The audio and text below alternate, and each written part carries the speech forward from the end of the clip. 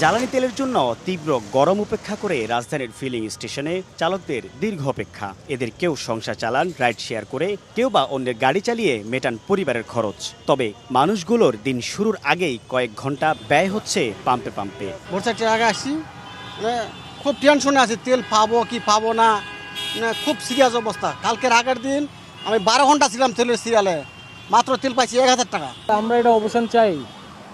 এখানে সবার সমস্যা হচ্ছে। দিনটা 24 ঘন্টা, তার 4 ভাগের 1 ভাগই এখানে বলা চলে। 5:45 বাজে এখানে দাঁড়াইছি, লাইনে দাঁড়াইছি। ওখানে গিয়ে যাবো, যাইলে 600 টাকা, মানে 5 লিটার তেল দেয়, তো এটা তো আমাদের পোষায় না ভাই। চরম ভোগান্তির মধ্যে গ্রাহকদের আক্ষেপ অভিযোগ, পাম্প থেকে বারবার তেল নিয়ে বাইরে বেশি দামে বিক্রি করছে একটি চক্র। কি করবো, না পায় এত বসে থাকার লাগে। তেল ছাড়া চলে, আমার গাড়িতে 1 ফোঁটা তেলও নেই। কাল রাতে আইসা 3 ঘন্টা বসে থাকে, তারপরে চলে গেছে। আমিও কোনো তেল পাই না। সবাই এক কষ্টের ভিতরে, ভোগান্তির ভিতরে আছে। কেউ তেলে নিয়ে বিক্রি করতেছে বাইরে আউট তেল। 200-র বেশি সার্ভিস ও ফিচারে লেনদেনের সব বিকাশ অ্যাপে সম্ভব।